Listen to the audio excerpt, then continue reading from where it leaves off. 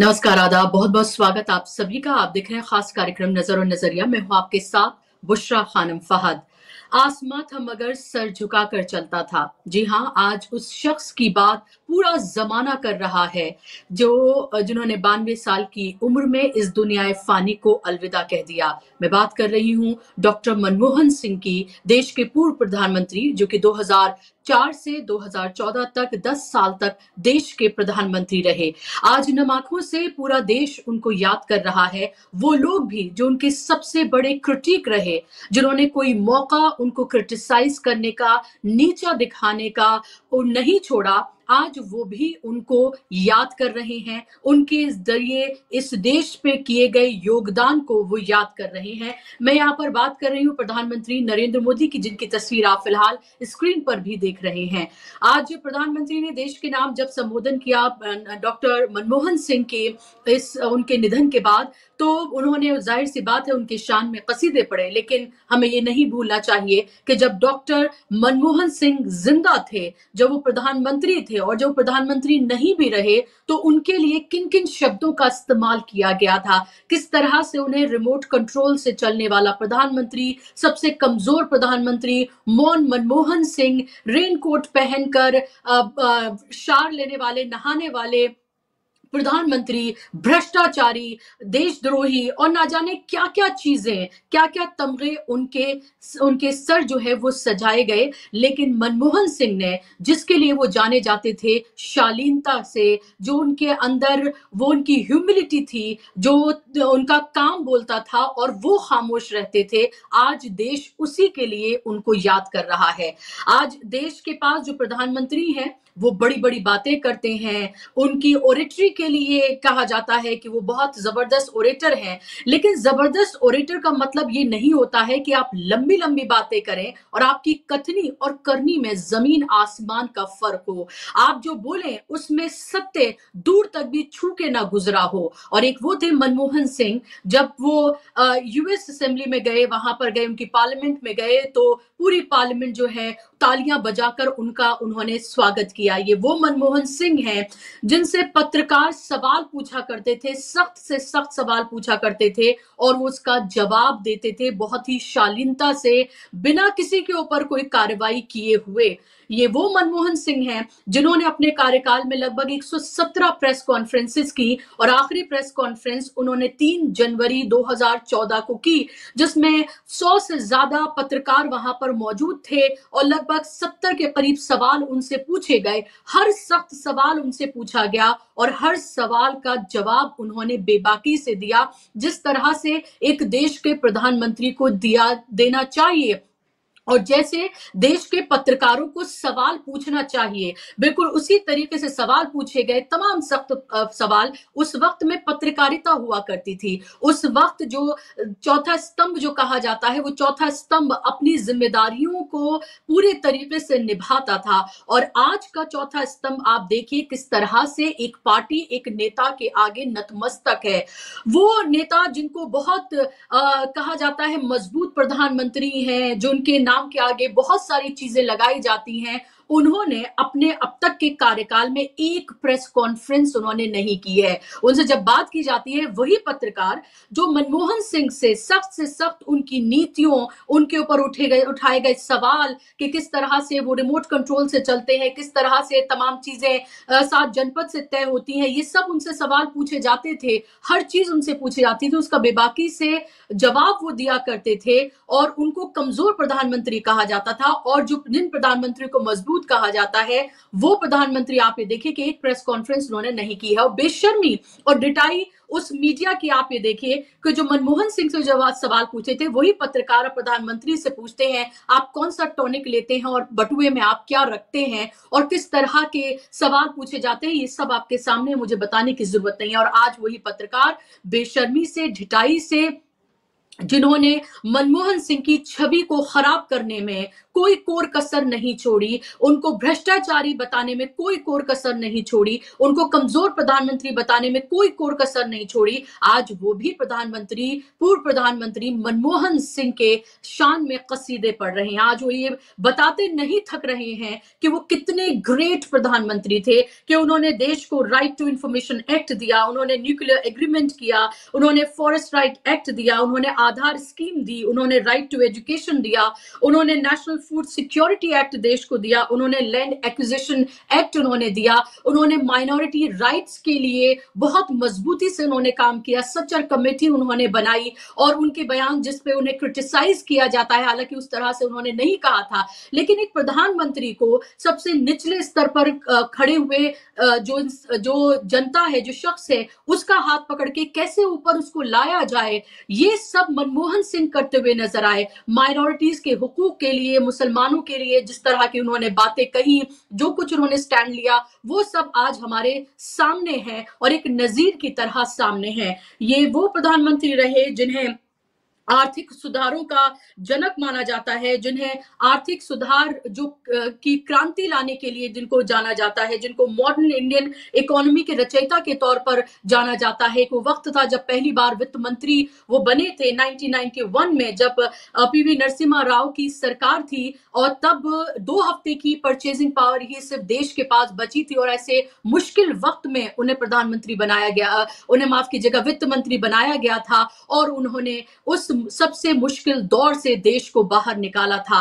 Recession का वक्त था, पूरी दुनिया त्राही त्राही कर रही थी और लग रहा था कि जैसे इकोनॉमी देश की बिल्कुल गर्क में चली जाएगी। तब वो वक्त था, तब प्रधानमंत्री थे मनमोहन सिंह, और उन्होंने देश को इस पूरे मुश्किल वक्त से बाहर निकाला है। तो एक फाइनेंस मिनिस्टर के तौर पर, एक प्रधानमंत्री के तौर पर, और जितनी पदों पर वो रहे, उन तमाम पदों पर रहते हुए उन्होंने देश की किस तरह से खिदमत की है, या देश को किस तरह से मुश्किल दौर से उन्होंने निकाला है, बिना बड़बोलापन कोई किए हुए, बिना झूठ कोई बोले हुए, बिना लाग लपेट कोई किए हुए, जिस तरीके से जो भी वो बात करते थे, बहुत सहजता से, बहुत शालीनता से, बहुत ह्यूमिलिटी थी उनके पूरे के पूरे हाव भाव में। आज यही वजह है कि उनके राजनीतिक दुश्मन भी उनको इस तरह से याद करते हैं। यूं तो हर इस दुनिया से जाने वाले शख्स को महान बताने की प्रथा रही है, लेकिन मनमोहन सिंह के सर पर इस तरह के अनेकों ताज सजे हुए हैं, जिनको जितनी बार कहा जाएगा वो नाकाफी ही साबित होता है। और खुद मनमोहन सिंह ने एक बार कहा था, हजारों जवाबों से अच्छी है मेरी खामोशी, न जाने कितने सवालों की आबरू रखी है। तो उन्होंने कई बार जब जब खामोशी इख्तियार की, उन्होंने न जाने कितने जवाबों की जो लाज थी उसको रखा, ये उन्होंने अपनी बात को रखा। ज्यादातर वो अंग्रेजी में भाषण दिया करते थे, लेकिन बहुत बार हमने देखा कि पार्लियामेंट में उन्होंने हिंदी में भाषण दिया, और शेरो शायरी के जरिए भी उन्होंने बहुत सारी बातें बहुत सहजता से उन्होंने कह दी। एक वो वक्त था, एक आज का वक्त है। तब वो तो उस वक्त में पत्रकार सवाल पूछा करते थे, लेकिन यूएपीए लगाकर उनको जेलों में नहीं डाला जाता था, पॉलिटिकल प्रिजनर्स इस तरह से नहीं बनाए जाते थे, सवाल पूछने पर पत्रकारों की नौकरियां नहीं जाती थी, सवाल पूछने पर पत्रकार जो हैं वो जॉबलेस नहीं हो जाते थे, और पत्रकारों का हश्र ये नहीं होता था कि उन्हें अपने होंठ सी ले जाए। लेकिन आज का ये दौर है, एक मजबूत प्रधानमंत्री का ढिंडोरा पीटा जा रहा है। सत्यता क्या है वो हमारे सामने है, और उनके सामने जो कुछ हो रहा है वो सब आप देख रहे हैं। और इसीलिए मैं कह रही हूं कि पूर्व प्रधानमंत्री डॉक्टर मनमोहन सिंह ने जो आखिरी प्रेस कॉन्फ्रेंस थी उसमें ये भी उन्होंने कहा था कि देश के लिए नरेंद्र मोदी डिजास्टर्स साबित होंगे। ये उन्होंने अपनी प्रेस कॉन्फ्रेंस में कहा था, जब उनसे सवाल पूछा गया था कि मेरिट की बात तो आप छोड़िए, लेकिन वो देश के लिए डिजास्टर्स प्रधानमंत्री साबित होंगे। और आज देश देख रहा है, लगभग 11 साल 10.5 साल हो चुके हैं कि क्या देश का हाल है, देश की इकोनॉमी कहां पहुंच गई है, देश किस तरह से गर्क में पहुंच गया है। एक वो वित्त मंत्री थे और एक आज की वित्त मंत्री है निर्मला सीतारमण, जो बहुत गर्व से प्रेस कॉन्फ्रेंस करती है और आकर कहती हैं कि आपने 10 लाख में अगर गाड़ी खरीदी तो आप उस वक्त भी टैक्स पे करेंगे, और जब आप दोबारा से अब अपनी गाड़ी बेचेंगे, जब आपको नुकसान हो रहा होगा, तो उस नुकसान पे भी आप सरकार को टैक्स देंगे। और बहुत ढिठाई बेशर्मी से वो ये बात अपनी प्रेस कॉन्फ्रेंस में आकर लोगों के सामने कह लेती हैं, जहां पर सवाल पूछने की तो उनसे हिम्मत नहीं होती, और सवाल पूछो भी तो किस एरोगेंस के साथ वो जवाब देती हैं। जो पक्ष और विपक्ष की एक हेल्दी पॉलिटिक्स हुआ करती थी, वो भी पूरी तरीके से खत्म हो गई है। सख्त से सख्त सवाल पार्लियामेंट में खड़े होकर बीजेपी के नेता पूछा करते थे और उसका जवाब मनमोहन सिंह दिया करते थे, लेकिन आज वो सब कुछ खत्म हो गया है। आज हमारे प्रधानमंत्री आते हैं, अपना भाषण देते हैं, लंबी लंबी बातें करते हैं, मोदी मोदी के नारे लगते हैं, और उसके बाद वो चले जाते हैं। वो सब कुछ तो अब खत्म हो गया, क्योंकि जब जब सवाल पूछे तब तब आपको पता है कि चुने हुए पार्लियामेंटेरियंस के साथ भी क्या कुछ नहीं होता है। तो हम जैसे पत्रकारों ने पत्रकारिता का वो सुनहरा दौर देखा है। मैं उस वक्त 20 साल के करीब पत्रकारिता करते हुए मुझे हो गया, और मैंने वो पूरा दौर देखा है जब मनमोहन सिंह की सरकार थी। तो हम जैसे पत्रकार सख्त से सख्त सवाल उनसे पूछते थे, लेकिन कभी हम जैसे पत्रकारों को अपनी नौकरी नहीं गंवानी पड़ी। और आज आप देख रहे हैं कि पत्रकारों के साथ क्या हो रहा है, और वो पत्रकार जो तब भी मलाई चाट रहे थे, आज भी मलाई चाट रहे हैं, और सत्ता के आगे आज वो नतमस्तक है, और तब वो बड़े शान से सवाल पूछा करते थे। आज उनकी बेशर्मी पर सिर्फ हंसी ही आ सकती है। आज इसी पर हम चर्चा करेंगे, इसी पर बात करेंगे कि कैसे डॉक्टर मनमोहन सिंह की भविष्यवाणियां जो है तमाम सत्य साबित हो रही हैं, खासतौर पर प्रधानमंत्री नरेंद्र मोदी को लेकर, और जो मीडिया की बेशर्मी है, जो ढिठाई है, वो कैसे खुलकर सामने आ गई है। ये सब भी आपको इसके बारे में हम बात करेंगे। मैं इससे पहले मेहमानों के पास जाऊं, मैं आपको ये भी बता दूं कि कल मनमोहन सिंह का जो पार्थिव शरीर है वो एआईसीसी के दफ्तर में रखा जाएगा, उनके अंतिम दर्शन के लिए भी, और उनकी अंतिम यात्रा निकाली जाएगी, और उनका अंतिम संस्कार कल किया जाएगा। देश लगातार नम आंखों से अपने प्रिय प्रधानमंत्री को श्रद्धांजलि भी दे रहा है, उनके कामों को याद भी कर रहा है।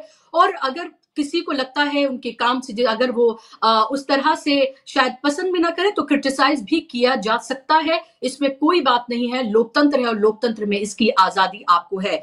सीधे चलती हूँ अपने मेहमानों के पास। मेरे साथ दो खास मेहमान जुड़ गए हैं, स्क्रीन पर आप मेहमानों को ले आइए, जिनसे इस पूरे मामले पर हम चर्चा करेंगे। मेरे साथ एडिटर जी फाइल्स के अनिल त्यागी जी जुड़ गए हैं। अनिल जी, बहुत स्वागत आपका कार्यक्रम में। और मेरे साथ सीनियर जर्नलिस्ट यूसुफ अंसारी साहब जुड़ गए हैं।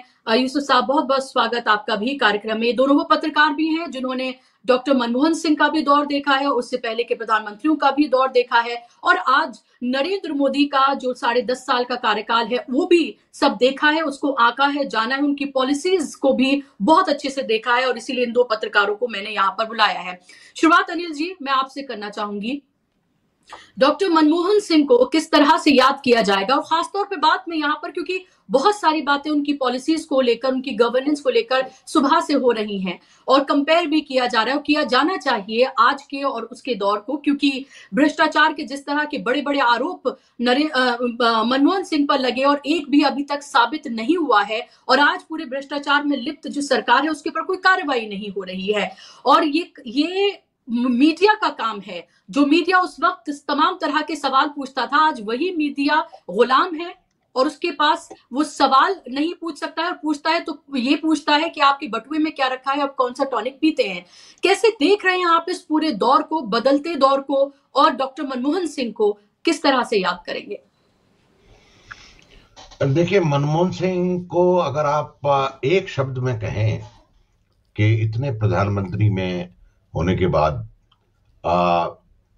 एक साधारण आदमी का प्रतिनिधित्व करने वाला प्रधानमंत्री, जो कि खुद एक साधारण था, वो चला गया। मनमोहन सिंह का मुझे याद है, एक मारुति कार में चलते थे वो, और जब प्रधानमंत्री हो गए थे तो वो एसपीजी वालों से कहते थे कि मुझे ये जो BMW कार आप लेकर के आए हैं इसमें मजा नहीं आता है। तो एसपीजी वाले उनसे हंस के बोलते थे, सर ये आपकी सुरक्षा के लिए है, और अब आप प्रधानमंत्री हैं, और आप अर्थशास्त्री मनमोहन सिंह नहीं है। दूसरा मुझे याद है, बॉम्बे में एक मीटिंग हो रही थी, हम शायद उस मीटिंग में थे, तो कुछ उद्योगपतियों ने कहा कि हम आपको बुलाना चाहते हैं दोबारा।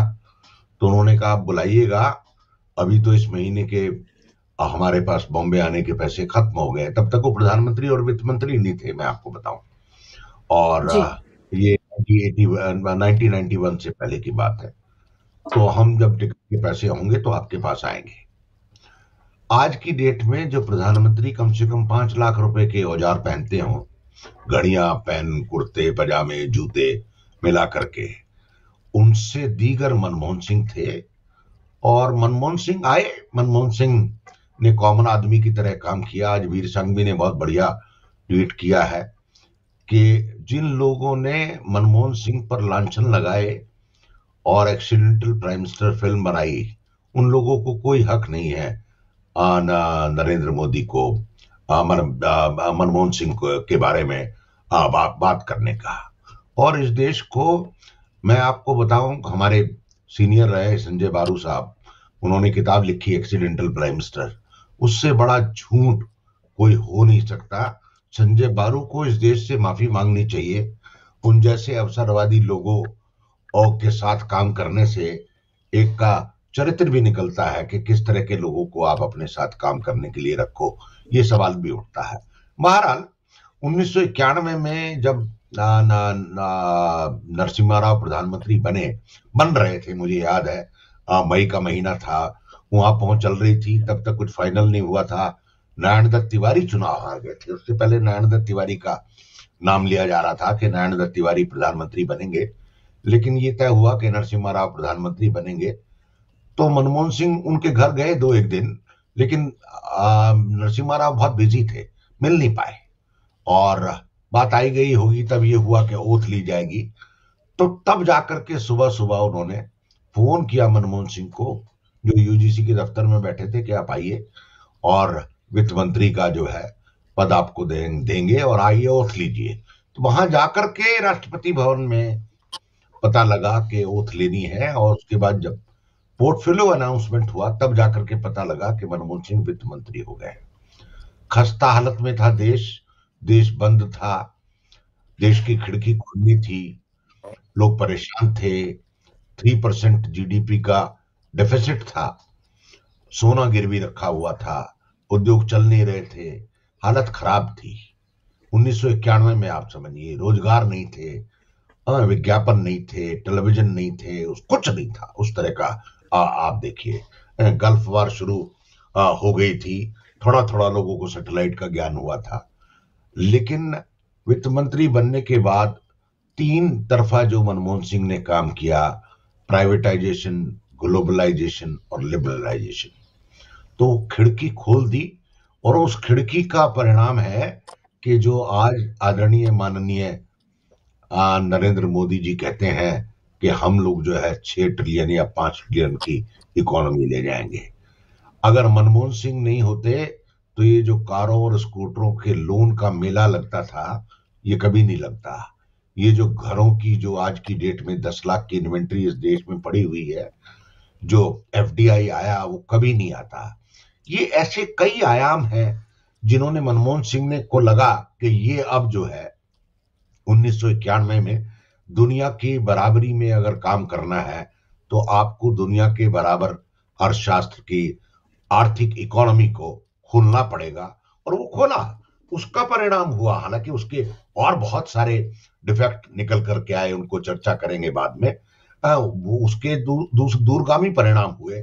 लेकिन इस इकोनॉमी को चलाने का जो काम था, और यूरोपियन इकोनॉमीज और अमेरिकन इकोनॉमीज और एशियन इकोनॉमी के समतर चीजों को ला जाने का जो काम हुआ, वो मनमोहन सिंह ने किया। और इसमें नरसिम्हा राव की भी तारीफ करनी पड़ेगी कि नरसिम्हा राव ने पूरा खुला छूट उनको दी। जब मनमोहन सिंह पूछने गए नरसिम्हा राव से कि हम क्या करें, तो नरसिम्हा राव ने ये कहा कि पूरा अधिकार है आपको, और आपके पास जो ऑप्शंस अवेलेबल है उनको चालू करिए। आप समझिए कि लगभग 126-27 के करीब पीएसयूज का जो डिसइन्वेस्टमेंट का प्रोसेस शुरू हुआ, उसमें मनमोहन सिंह और पीवी नरसिम्हा राव ने जो ठोस कदम उठाए, उसकी कोई तुलना नहीं की जा सकती है। किस तरह से इसको गर्भ निकालने का काम मनमोहन सिंह ने किया, और लोग लांछन लगाते रहे। 2004 में तो जब सरकार बनी, हालांकि अटल बिहारी वाजपेयी ने पेंशन का काम बड़ा किया, हालांकि उसके भी परिणाम सामने आ रहे हैं अभी, लेकिन किसी को समझ में नहीं आया। देश फिर फंसा 90 के बाद और 2004 तक फिर दुर्गति हुई। लेकिन देश को निकालने का काम 2004 से 2014 तक जो एक रास्ता रोड मैप तैयार हो गया जिससे वापसी नहीं हो सकती है, वो काम मनमोहन सिंह ने शुरू किया। और आज जो खजाना भरा है, इस तरह से फॉरेन एक्सचेंज रिजर्व हमारे पास है, और जिस तरह से सारी की सारी इकोनॉमी की बागडोर चल रही है, उसके हालांकि वो एक इस रिजीम में क्या हो रहा है वो एक अलग विषय है। लेकिन अगर आप ये कहें कि आम आदमी, मनमोहन सिंह कहते भी थे कि मेरा काम, प्रधानमंत्री तो मैं हूं, लेकिन मेरा काम है आम आदमी की पीड़ा को दूर करना, और मेरा काम आम आदमी की जो सुविधाएं हैं, जो जनमानस का धन है, उसके बल पर सुख भोगना नहीं है। मनमोहन सिंह साफ साफ कहते थे, आप बोलते थे, सुनते ज्यादा थे, मीठे थे, बड़े बड़े पोलाइट थे, बड़े थे। और जो एक एकेडमिशियन होता है, रात के 1 डेढ़ 2 बजे तक फाइलों को पढ़ना, नोट्स बनाना, उनका स्टाफ में जो लोग थे उनसे मेरी कई बार बात होती थी कि कह रहे थे 2 तो बज ही जाते हैं साहब, और रात को खाना खाने के बाद 3 4 घंटे मनमोहन सिंह खुद एक एक कागज देखते हैं और काम को चलाते हैं। आज की डेट में तो हमारे प्रधानमंत्री कहते हैं फाइलें पढ़ना तो मेरा काम ही नहीं है, मुझे तो फाइलें कोई ब्रीफिंग सुनने की आदत है। तो ये कंट्रास्ट है चीजों को डिटेल में जानने वाले प्रधानमंत्री का और एक न जानने वाले प्रधानमंत्री के बीच में। हालांकि हम तुलना नहीं कर रहे हैं, जो कि मनमोहन सिंह कर रहे हैं, लेकिन आज की डेट में नरसिम्हा राव के बाद और मनमोहन सिंह के बाद कोई, अटल बिहारी वाजपेयी भी नहीं पढ़ते थे, अटल बिहारी वाजपेयी भी सुनते थे। आप ये समझिए अटल बिहारी वाजपेयी की अभी पर जन्म शताब्दी मनाई गई है, लेकिन देश इतना बड़ा है, जब तक आप चीजों के अंतर्निहित द्वंद्वों को समझेंगे नहीं, तब तक चल नहीं सकता। मनमोहन सिंह एक साधारण परिवार में पंजाब में, पाकिस्तान में जन्मे, और मात्र 15-16 साल की उम्र में अमृतसर से आकर के और किस तरह से गरीबी से जूझते हुए उन्होंने पूरा अपना संघर्ष चलाया, और उस संघर्ष से समझा चीजों को। कहते थे मेरे लिए सबसे बड़ा सवाल ये था, जो अर्थशास्त्र में मेरी दिलचस्पी हुई, कि दुनिया से गरीबी कैसे हटे, गरीब लोग क्यों होते हैं, किन किन देशों ने अपने यहाँ गरीबी से लड़ने का युद्ध लड़ा, ये उन्होंने पढ़ा। उसके बाद जाकर के मनमोहन सिंह ने यहाँ जाकर के सुधार किए, क्योंकि पूरी दुनिया में अभी भी जो असमानता की लड़ाई है वो तो चली रही है, लोग अपने अपने स्तर पे काम कर ही रहे हैं। लेकिन मनमोहन सिंह साफ कहते थे कि मेरी दिलचस्पी ये थी कि लोग गरीबी से कैसे लड़ रहे हैं, देश कैसे लड़ रहे हैं, उनको कैसे, उस गरीबी को कैसे दूर करना है, उस गरीबी के दूर करने के सवाल को का जो उन्होंने हल निकाला, वो मनमोहन सिंह की इस देश को देन है। और मनमोहन सिंह की देन है कि जो आज आईटी है, शिक्षा है, कंप्यूटर है, खास तौर से इंफॉर्मेशन टेक्नोलॉजी है, उसमें जो रिवॉल्यूशन हुआ है, वो जो राजीव गांधी के टाइम से शुरू हुआ और मनमोहन सिंह ने उसको बढ़ाया, वो एक चमत्कार है इस देश में, और मनमोहन सिंह को इसलिए याद भी किया जाएगा। बिल्कुल, और बहुत सारे तमगे हैं जो उनके साथ लगे हैं, उनके नाम के साथ लगे हुए हैं, जिस वजह से उनको याद किया जा रहा है और याद किया जाना चाहिए, क्योंकि आज जिस दौर में हम जी रहे हैं और जो दौर हमने देखा है, उसका कंपैरिजन तो होगा ही होगा, ये बिल्कुल एक तरह से वाजिब है। लेकिन यूसुफ साहब, क्या उन तमाम लोगों को आज माफी नहीं मांगनी चाहिए जो आज मनमोहन सिंह के शान में कसीदे पढ़ रहे हैं? जब वो इस दुनिया से चले गए हैं तो वो बता रहे हैं कि वो कितने ग्रेट आदमी थे, कि उन्होंने इस देश के लिए किस तरह के रिफॉर्म्स किए। आज जो जहां हम देश खड़ा है खासतौर पर आर्थिक लिहाज से, या जब देश 2014 में जब मिला था नरेंद्र मोदी को, वो किस वजह से और किस तरह से मिला था, वो तमाम पत्रकार, वो तमाम विश्लेषक जिन्होंने कोई कोर कसर नहीं छोड़ी थी, डॉक्टर मनमोहन सिंह को क्या क्या नहीं कहा गया। मुझे लगता है कि मोस्ट क्रिटिसाइज्ड पीएम की अगर हम बात करें तो उनमें उनका नाम सबसे ऊपर होगा जिंदा रहते हुए, क्योंकि जवाहरलाल नेहरू को तो उनके जाने के बाद इतना क्रिटिसाइज अब किया जा रहा है। क्या आपको नहीं लगता उन लोगों को शर्म आनी चाहिए और माफी मांगनी चाहिए, खासतौर पर मीडिया से जुड़े हुए लोगों को?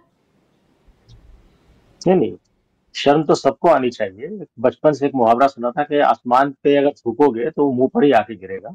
और दूसरी बात ये भी सुनी थी कि साहब जो कुछ आप कर्म करते हो कर्म सामने आता है। गीता का ज्ञान भी यही है कि जैसा आप कर्म करोगे वैसा फल देगा, वो सामने आएगा। और जो कुछ आपने जिंदगी में किया उसका कर्ज आपको यही चुका के जाना होगा। तो आज डॉक्टर मनमोहन सिंह जब इस दुनिया से विदा हुए हैं, पूरी दुनिया उनके विदा होने का मातम मना रही है, शोक में डूबी हुई है, 7 दिन का शोक घोषित किया गया है।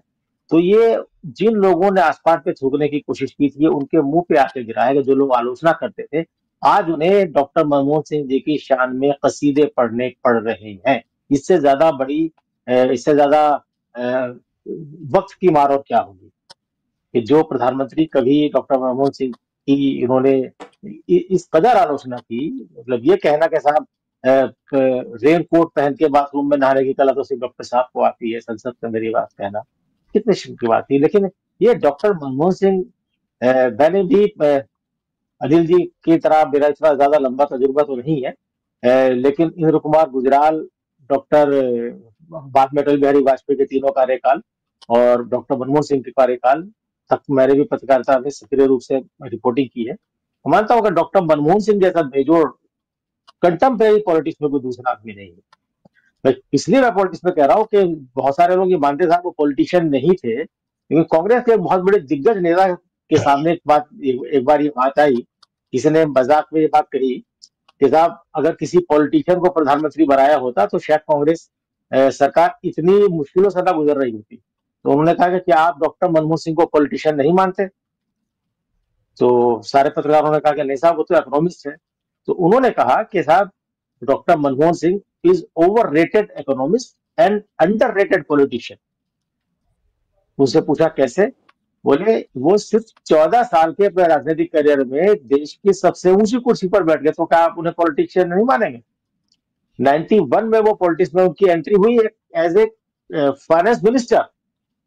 उसके बाद वो राजनीति में रहे, लेकिन ठीक 14 साल के बाद, 13 साल के बाद ही बल्कि वो सीधे प्रधानमंत्री बन गए। तो उनसे बड़ा पॉलिटिशियन कौन होगा? तो उनको और ये बात डॉक्टर मनमोहन सिंह ने कही भी थी जब उनसे सवाल पूछा गया कि मैं आपको एक्सीडेंटल प्राइम मिनिस्टर कहा जाता है। डॉक्टर बाबू ने किताब लिखी थी जिसका जिक्र अनिल जी ने किया। तो डॉक्टर मनमोहन सिंह ने इसका बहुत ही सफाई से और बहुत बड़ा जवाब दिया, जिसकी जितनी तारीफ की जाए उतनी कम है।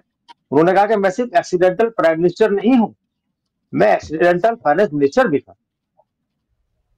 तो ये मैं मानता हूं कि जितने लोगों को हमने पॉलिटिक्स में देखा है, सादगी की ऐसी मिसाल जो डॉक्टर मनमोहन सिंह कायम कर गए हैं, कम से कम जब तक हम लोग जिंदा हैं तब तक तो हम किसी दूसरे नेता में देखने को नहीं मिलेगी। चाहे फाइनेंस मिनिस्टर के रूप में तो हमने उनका कार्यकाल कवर नहीं किया, लेकिन विपक्ष के नेता के तौर पर राज्यसभा में जब वो विपक्ष के नेता थे, कांग्रेस के राज्यसभा सदस्य थे, कांग्रेस के नेता थे, कांग्रेस की कई कमेटियों के वो अध्यक्ष रहे और उनकी रिपोर्ट दी, तो उससे कभी कभार मिलना जुलना होता था। तो जितनी सादगी से, जितनी आत्मीयता से, जितने अपनेपन से, जितने बड़प्पन से वो हम लोगों से मिलते थे, उसकी दूसरी मिसाल नहीं है। एक बार का मुझे वाकया याद है, कांग्रेस का डेलीगेशन प्रधानमंत्री अटल बिहारी वाजपेयी से मिलने गया था। मामला कुछ असम का था और असम में कांग्रेस की सरकार बनी थी और उसके बाद कुछ मसला था, शायद ग्रांट वरांट का कुछ मसला था कि असम को नहीं दी जा रही थी। तो कोई नेता बोलने को तैयार नहीं था। हम 2-3 पत्रकार कांग्रेस दफ्तर में बैठे हुए थे और वहां पे हुआ कि क्या किया जाए क्या किया जाए। जब हमें पता चला कि आप डॉक्टर मनमोहन सिंह इस डेलीगेशन में थे, तो करीब 8:30-9 बजे के आसपास की बात है, मैंने उनको फोन किया लैंडलाइन नंबर पे और उन्होंने फोन उठाया। तो मैंने पूछा डॉक्टर मनमोहन सिंह जी से बात करनी है? उन्होंने कहा यस मैं बोल रहा हूँ। मैंने सर आज आप प्रधानमंत्री से मिलने गए थे डेलीगेशन में, तो उसके बारे में कुछ जानकारी चाहिए थी कि क्या क्या बातें हुई। तो उन्होंने जितनी जानकारी हमें जरूरी थी उतनी जानकारी, थोड़ी जानकारी उन्होंने दी और उससे कहा था कि इससे ज्यादा मैं आपको नहीं बता सकता और इसके बारे में आप कांग्रेस के जो स्पोक्स पर्सन है ऑफिशियल उनसे पूछ सकते हैं। तो मैंने एक कह सकते हैं कि मैंने कहा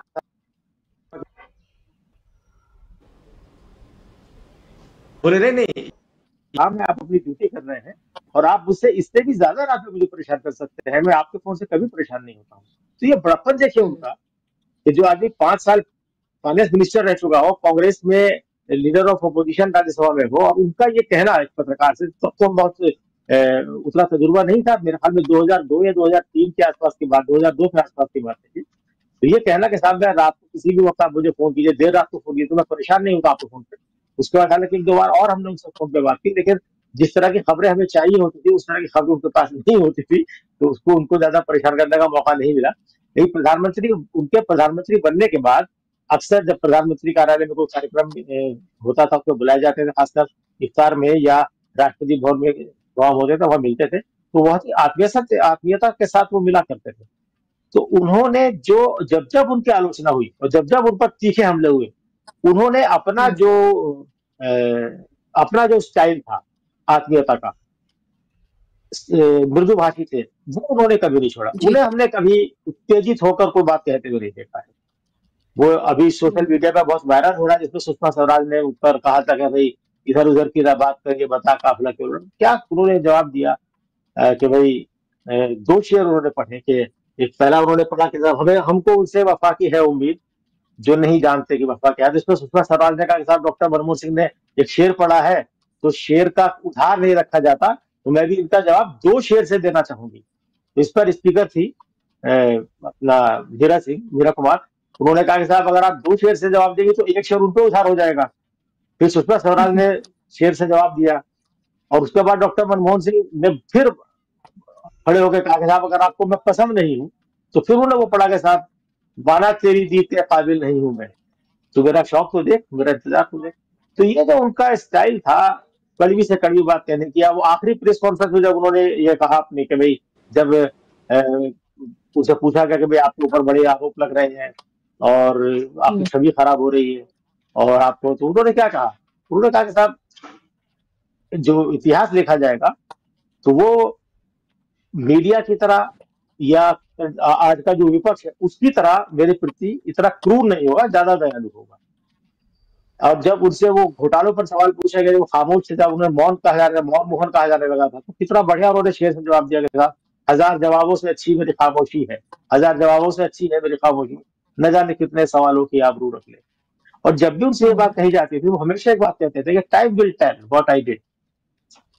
तो उनका पूरा जीवन एक प्रेरणादायक जीवन रहा है, उससे सब सीख सकते हैं।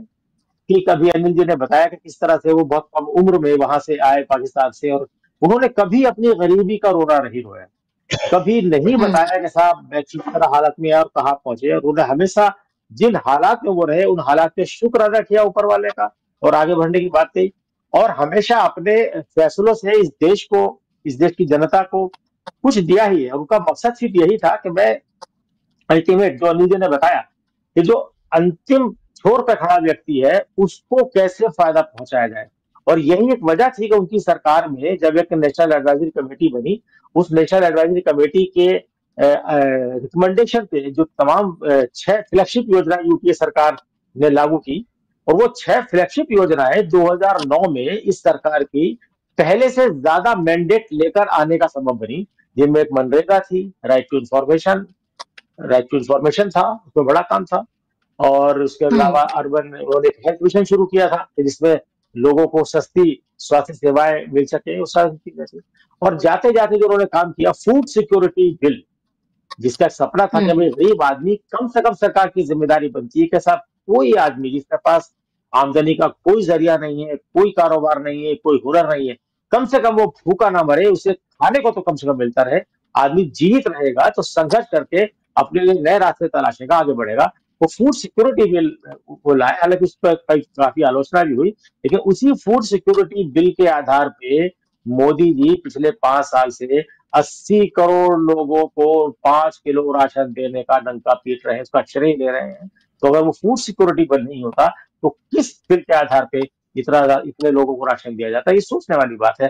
तो आज देश जिस मुकाम पर खड़ा है आर्थिक रूप से, जिस 5 ट्रिलियन डॉलर की इकोनॉमी बनाने की बात हो रही है, दरअसल उस 5 ट्रिलियन इकोनॉमी जब वो बनेगी, जब भी बनेगी, उसकी नींव तो डॉक्टर मनमोहन सिंह ने रखी थी 1991 में फाइनेंस मिनिस्टर बनने के बाद। उस दलदल से देश को निकाला। और आज हम जिस लिबरलाइजेशन की बात करते हैं या बड़ी बड़ी गाड़ियों में घूमते हैं, ईएमआई पे कुछ नहीं करते, हालांकि ईएमआई के अपने एक नुकसान भी है। किसी ने कहा था कि भाई ईएमआई ने इस देश की आत्मा को मार दिया है और इस देश में क्रांति नहीं होगी, क्योंकि हर शख्स जो है वो ईएमआई से बंधा है। लोग परिवार चलाने के लिए नहीं, ईएमआई भरने के लिए पैसा कमाते हैं। वो एक उसका दूसरा पहलू है।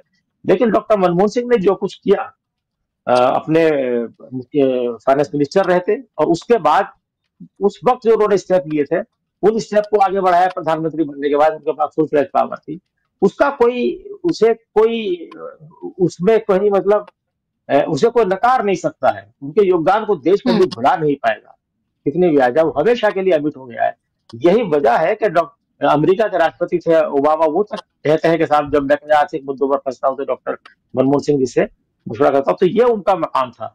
आप पॉलिटिकल राजनीतिक आलोचना में चाहे कुछ कह लीजिए, उपहास उड़ा लीजिए, या उन्होंने जो किताब लिखी, चलिए डॉक्टर बारू ने जो किताब लिखी, और जिस तरह का मैं जानता हूँ डॉक्टर बारू को, लेकिन वो मैं कहूंगा एक शब्द अगर उनके बारे में कहा जाए तो डॉक्टर बारू ने किताब लिख के जो कुछ किया वो एक एहसान फरामोशी थी, कंप्लीट एहसान जी। फरामोशी।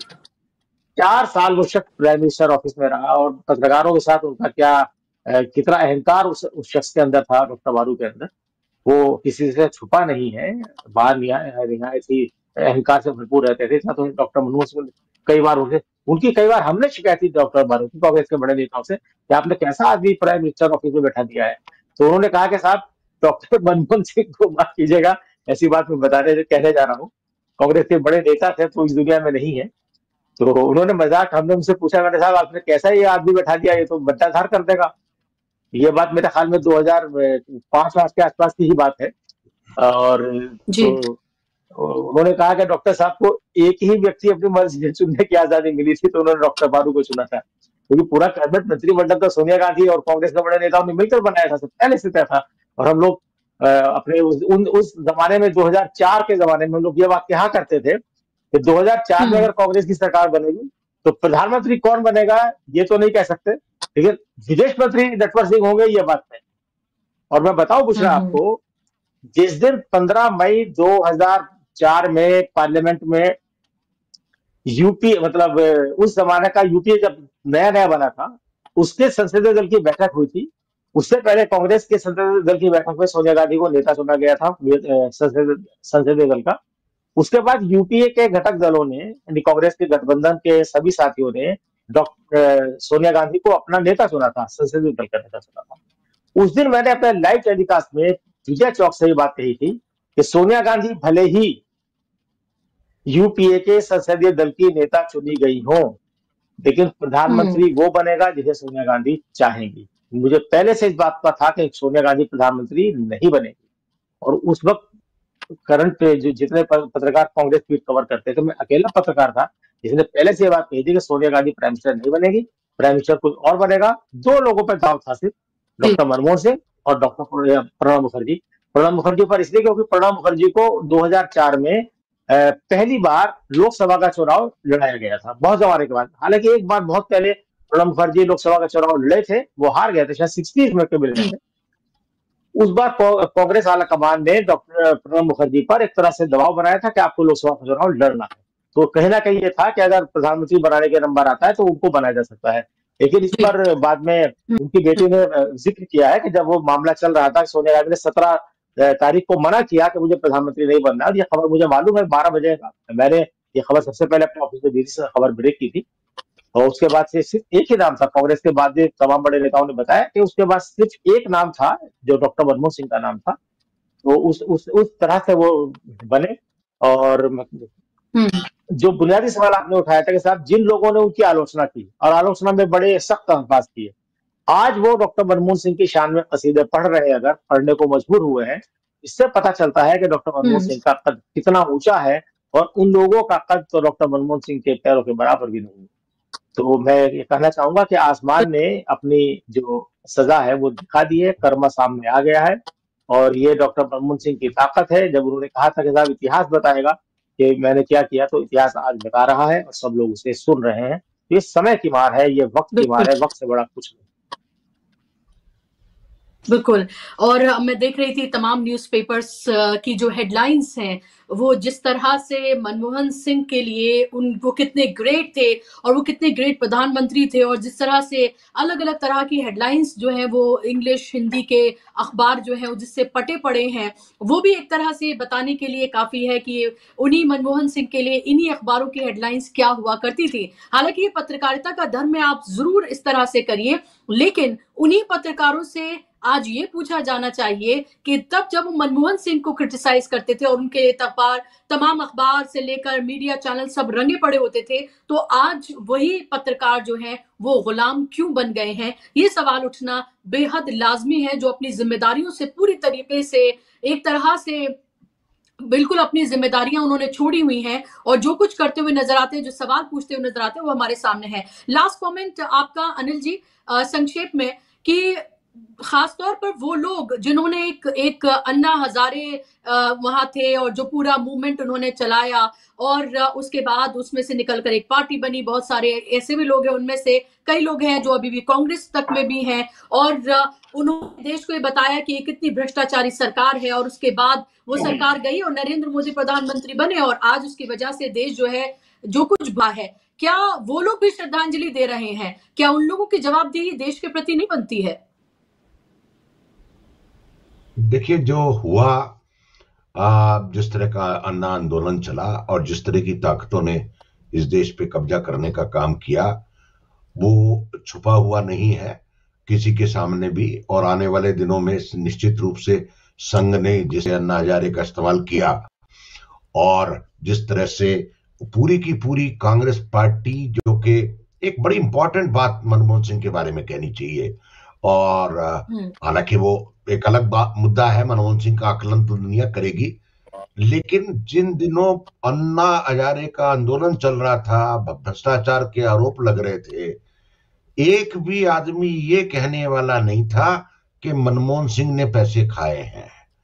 140 करोड़ के देश में कोई आदमी ये नहीं कह सकता था कि मैं मनमोहन सिंह को 1 रुपया दे करके आया हूं। भाजपा जनता पार्टी के अध्यक्ष बंगारू लक्ष्मण, जो कि 1 लाख रुपया लेते पकड़े गए। हर्षद मेहता कांड हुआ नरसिम्हा राव पे, उसमें अब पैसे लेते के बैग की बात हुई। लेकिन मनमोहन सिंह की जो खासियत थी, जिसके लिए मनमोहन सिंह को हमेशा याद किया जाएगा, वो अमेरिका के एजेंट थे, यूरोपियन यूनियन के एजेंट थे, वर्ल्ड बैंक के एजेंट थे, वो सब बातें बहस का विषय है। लेकिन 140 करोड़ के देश में और इन सब ताकतों के रिप्रेजेंटेटिव होने के बावजूद मनमोहन सिंह अंत तक साधारण आदमी रहे, और मनमोहन सिंह ईमानदारी का पुतला रहे, व्यक्तिगत ईमानदारी का पुतला रहे। और तनख्वाह से लेकर के, जब वो कोई आदमी ये कहता है कि अब मैं प्रधानमंत्री निवास मुझे अगर नहीं मिलेगा तो मुझे अपना एक चंडीगढ़ का मकान बेचना होगा और एक वसंत विहार का मकान बेचना होगा, 140 करोड़ का प्रधानमंत्री रहने के बाद अगर कोई आदमी ये कहता है 10 साल प्रधान, तो कितनी बड़ी बात है। और दूसरी बात, मनमोहन सिंह का कोई एक्सटेंडेड विजिटिंग कार्ड नहीं था, आदरणीय नरेंद्र मोदी जी की तरह से जो उनका एक्सटेंडेड विजिटिंग कार्ड है, गौतम अडानी, इस तरह का कोई वो नहीं था। मनमोहन सिंह का कोई बैगेज नहीं था मनमोहन सिंह के साथ। मजे की बात यह, मनमोहन सिंह ने 2 बड़ा क्लियर डिवीजन किया हुआ था, पार्टी, और पार्टी जो काम कराना चाहती है वो कांग्रेस देखे, देश को गवर्नेंस करने का और देश की आर्थिक गति गाड़ी चलाने का काम मैं करूंगा। उन्होंने एक बड़ा डिमार्केशन किया, जो कि अभी नहीं है और पहले भी नहीं था, नरसिम्हा राव के टाइम में भी नहीं था, कि प्रधानमंत्री कार्यालय और पार्टी को अलग कर दिया था। पार्टी अलग चलेगी, प्रधानमंत्री कार्यालय अलग चलेगा। घपला नहीं किया, जो घपला अभी नरेंद्र मोदी जी ने भी किया हुआ है, पार्टी, कार्यालय, संघ सबका घालमेल कर दिया है। यही नहीं पता चलता वो प्रधानमंत्री निवास कार्यालय कब रहता है, कब संघ का दफ्तर हो जाता है और कब बीजेपी का दफ्तर हो जाता है। लेकिन मनमोहन सिंह के टाइम में जो संजय बारू की बात की, कांग्रेस पार्टी के लोग ये कहते थे कि संजय बारू प्रधानमंत्री कार्यालय में है, कांग्रेस पार्टी से उनका कोई लेना देना नहीं है, वो हमारे रिप्रेजेंटेटिव नहीं है। और वो मनमोहन सिंह के व्यक्तिगत और प्रधानमंत्री कार्यालय के सूचना अधिकारी है। कांग्रेस पार्टी का उनसे कोई लेना देना नहीं है। इतना बड़ा डिफरेंस, डिवीजन करना इस देश के अंदर बड़ी बात है। मणि दीक्षित से मेरी बात होती थी, फॉरेन सेक्रेटरी रहे कई बार, विदेशों के मामले पे बड़े क्लियर थे वो। उन्होंने डिवीजन किया हुआ था कि मनी तुम मेरे अपना काम खुद करो, ये फॉरेन रिलेशन वाला, मैं इकोनॉमी का काम करूंगा। डिफेंस वाले मामलों को लेकर के हालांकि बड़ा सुधार किया उन्होंने डिफेंस को लेकर के, बड़ा क्लियर।